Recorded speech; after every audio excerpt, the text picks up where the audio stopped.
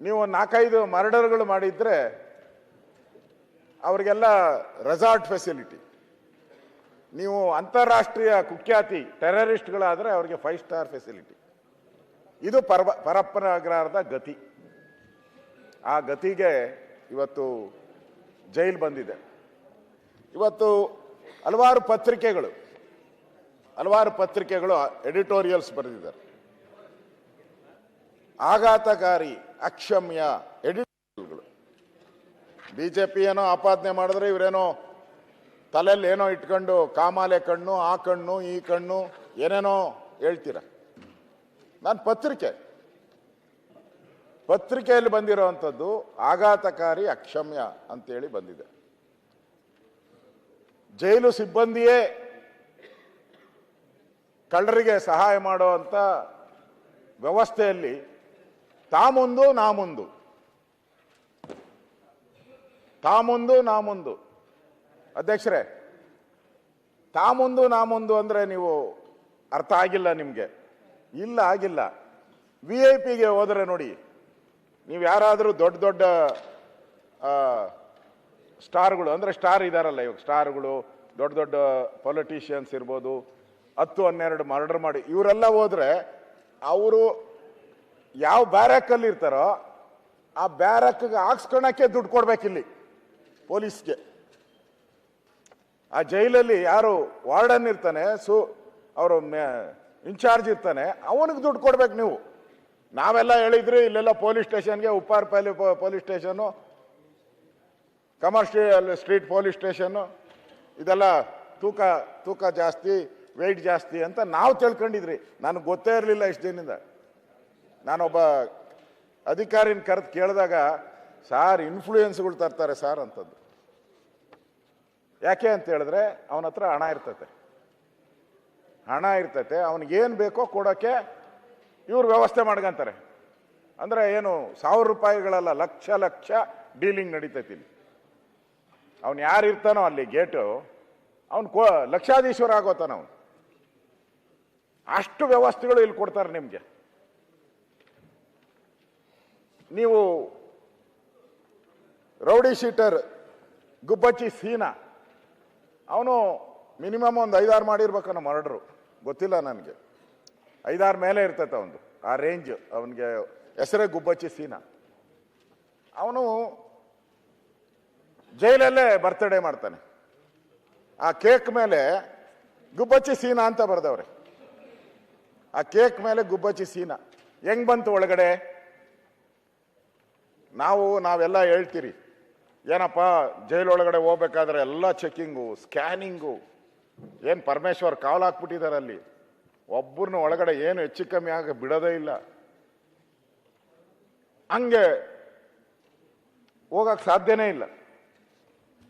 ಅಲ್ಲಿ ಜನ್ಮದಿನ ಆಚರಣೆ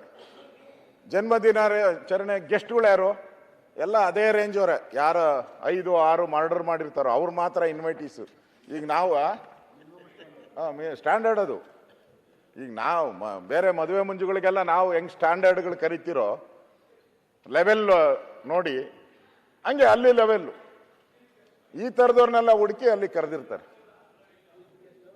ಅದನ್ನೇ ಹಾಕವ್ರೆ, ಪರಪ್ಪನ ಅಗ್ರಹಾರ ಜೈಲಿನೊಳಗೆ ಜನ್ಮದಿನ ಆಚರಣೆ. ಅವನಿಗೆ ಸ್ವೀಟ್ ತಿನ್ನಿಸ್ತಾವ್ರೆ, ಹಾರ ಹಾಕವ್ರೆ ನೋಡಿ. ಇಲ್ಲೇ ಇದೆ ನನ್ನ ಕಾಪಿ. ಅದೇನೋ ಸುಳ್ಳು ಅಂದರೆ, ಪರಮೇಶ್ವರ್ ಅವರು ಸುಳ್ಳು ಅಂದರೆ ಅದನ್ನು ತಂದ್ಬಿಟ್ಟಿದ್ದೀನಿ. ಯಾಕೆಂದರೆ ನೀವು ಸುಳ್ಳು ಅಂತ ಹೇಳ್ತೀರಾ ಅಂತೇಳಿ ಪೆನ್ ಡ್ರೈವ್ ತಂದ್ಬಿಟ್ಟಿದ್ದೀನಿ.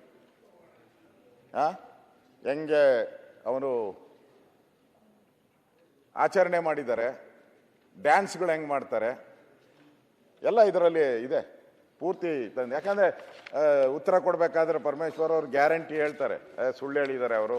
ಹಂಗೇನಿಲ್ಲ, ಸ್ವಲ್ಪ ಯಾವುದೋ ಅಲ್ಲಿ ಕೇಕ್ ಇತ್ತಂತೆ, ಅದನ್ನು ಇಟ್ಕೊಂಬಿಟ್ಟಿದ್ರಂತೆ. ಹಾರನೇ ಹಾಕೊಂಡಿಲ್ಲ, ಅಲ್ಲಿ ಯಾವುದೋ ಬಿದ್ದಿತ್ತಂತೆ, ಸುಮ್ಮನೆ ಹಾಕೊಂಡಿದ್ರಂತೆ ಟವಲ್ನ ಅಂತ ಹೇಳ್ತಾರೆ. ಅದಕ್ಕೆ ಆ ಟವಲ್ಲು ಹೇಳ್ಬಾರ್ದು, ಏನು ಹೇಳ್ಬಾರ್ದು. ಅದಕ್ಕೆ ದಾಖಲೆಗಳೇ ತಂದ್ಬಿಟ್ಟಿದ್ದೀನಿ. ಇಲ್ಲಿ ದಾಖಲೆ ಕೊಡ್ತಾ ಇದ್ದೀನಿ, ಪಕ್ಕಾ ದಾಖಲೆ. ಬೇಕಾದ್ರೆ ಕಳಿಸ್ಕೊಡ್ತೀನಿ ಅವ್ರಿಗೆ. ನಾಟಿ ಸ್ಟೈಲು ಬಾಡು, ನಾಟಿ ಸ್ಟೈಲ್ ಊಟನೇ ಅಲ್ಲಿ, ಅರೇಂಜ್ಮೆಂಟು ಎಲ್ಲ ಇದೆ. ಇದು ಹೇಳಿದ್ದಾರೆ. ಅದಕ್ಕೆ ನಮ್ಮ DG ಹೇಳಿದ್ದಾರೆ, ನಮ್ಮ ಡಿ ಜಿ ಬಿ ದಯಾನಂದ್, ಅದೇ ಇದು RCBಯಲ್ಲಿ ಪಾಪ ಅಪರಾಧಿ ಅಂತ ಮಾಡಿ ಕಳಿಸ್ಬಿಟ್ರು. ಅವ್ರೇನು ಅಪರಾಧಿನೇ ಅಲ್ಲ ಪಾಪ, ಅಪರಾಧಿ ಮಾಡಿ ಕಳಿಸ್ಬಿಟ್ರು. ಆ ದಯಾನಂದ ಹೇಳವ್ರು ಏನು ಹೇಳವ್ರೆ ಅಂದರೆ, ವರದಿ ನೀಡದಂತೆ ಸೂಚಿಸಲಾಗಿದೆ, ವರದಿ ಬಳಿಕ ಮುಂದಿನ ಕ್ರಮ. ಕರೆಕ್ಟ್ ಇದೆ, ಮಾತಾಡಂಗೆ ಇಲ್ಲಲ್ಲ. ವರದಿ ಬರಲಿ ಆಮೇಲೆ ಕ್ರಮ. ಇದಾದ್ಮೇಲೆ ಮರ್ತೋದ್ಮೇಲೆ ಯಾನು ವರದಿನೂ ಕೇಳಲ್ಲ, ಕ್ರಮನೂ ಕೇಳಲ್ಲ. ಒಂದು 3 ತಿಂಗಳು ಮುಗ್ದೋದ್ರೆ ವರದಿನೂ ಇಲ್ಲ, ಕ್ರಮನೂ ಇಲ್ಲ, ಎಲ್ಲ ಮರ್ತೋಗ್ತಾರೆ. ಪತ್ರಿಕೆಯವರು ಮರ್ತೋಗ್ತಾರೆ, ನಾವು ಮರ್ತೋಗ್ತೀರಿ, ಎಲ್ಲ ಮರ್ತೋಗ್ತೀರಿ. ಅಂದ್ರೆ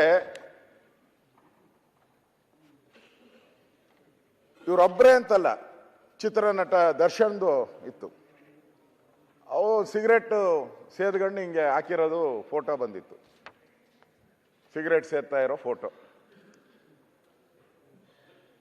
ಆ ಸಿಗರೇಟು ಕೊಟ್ಟೋರು ಯಾರು, ಆಮೇಲೆ ಅದೆಲ್ಲ ಹೇಳ್ತೀನಿ ನಾನು, ಅದನ್ನ ಹೇಳ್ತೀನಿ ನಾನು. ಅದಾದ್ಮೇಲೆ ನೀವು ಜುಹಾದ್ ಹಮೀದ್ ಶಕೀಲ್ ಮುನ್ನಾ, ಅವನು ಟೆರರಿಸ್ಟ್, ಅವನು ಈ 5 ಸ್ಟಾರ್ ಟೆರರಿಸ್ಟ್. ಅವನಿಗೆ ಮೊಬೈಲ್ ಫೋನ್ಗಳು ಹೋಗ್ತೈತೆ. ಟೆರರಿಸ್ಟ್ ಅಂದರೆ ಸ್ಮಾರ್ಟ್ ಫೋನು, ಮೊಬೈಲ್, ಏನೇನು ಎಲ್ಲ ಅವನಿಗೆ ಹೋಗ್ತೈತೆ. ನಾನು ಹೇಳೋದು, ಜೈಲ್ ಅಂದ್ರೆ ಏನು? ಜೈಲ್ ಅಂದ್ರೆ ಏನು? ನಾನು ಮ್ಯಾನ್ಯುಯಲ್ಲು ತಂದಿದ್ದೀನಿ. ಕರ್ನಾಟಕ ಕಾರ್ಯಗೃಹ ಮತ್ತು ಸುಧಾರಣಾ ಕೈಪಿಡಿ 2021, ಜ್ಞಾನೇಂದ್ರ ಅವರು ಇದ್ದಾಗ ಮಾಡಿರೋ ಕೈಪಿಡಿ ಇದು. ಅದನ್ನು ಓದ್ತೀನಿ, ಹೇಳ್ತೀನಿ ಏನೇನು ಕೈಪಿಡಿಯಲ್ಲಿ ಏನೇನು ಇದೆ ಅಂತೇಳಿ. ಇಲ್ಲಿ ಅವನಿಗೆ ಫೋನ್ ಬರ್ತೈತೆ, ಫೋನ್ ಕೊಡ್ತಾರೆ, ಅವನು ಮಾತಾಡಿಸ್ತಾರೆ. ಅಂದ್ರೆ ಜೈಲಲ್ಲಿ ಇಷ್ಟೆಲ್ಲ ನಡೀತೈತೆ ಅಂತ ಹೇಳಿದ್ರೆ, ಜೈಲಿನ ಸಿಬ್ಬಂದಿ ಇರ್ಬೋದು, ಪೊಲೀಸ್ ಇಲಾಖೆ ಇರ್ಬೋದು, ಏನ್ ಮಾಡ್ತಾ ಇದ್ದಾರೆ? ಏನ್ ಕತ್ತೆ ಕಾಯ್ತಾ ಇದ್ದಾರ? ಏನ್ ಕತ್ತೆ ಕಾಯಕ್ಕೆ ಸಂಬಳ ಕೊಡ್ತಾ ಇದ್ದೀರಾ ಅವ್ರನ್ನ? ಲಕ್ಷ ಸಂಬಳ ಕೊಡ್ತೀರಿ.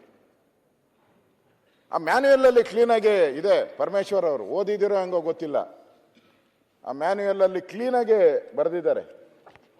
ಯಾವ್ಯಾವ ಅಧಿಕಾರಿ ಹೇಗೆ ಇನ್ಸ್ಪೆಕ್ಷನ್ ಮಾಡಬೇಕು ಅಂತೇಳಿ ಬರೆದಿದ್ದಾರೆ ಇದರಲ್ಲಿ. ಪೇಜ್ 803 ಅದರಲ್ಲಿ ಬರೆದಿದ್ದಾರೆ. ಆಯುಕ್ತರು, ಬೆಂಗಳೂರು ಆಯುಕ್ತರು ಏನು ಮಾಡಬೇಕು ಅಂತ ಬರೆದಿದ್ದಾರೆ. ಜಂಟಿ ಪೊಲೀಸ್ ಆಯುಕ್ತರು ಅಪರಾಧ, ಉಪ ಪೊಲೀಸ್ ಆಯುಕ್ತರು ಆಗ್ನೇಯ,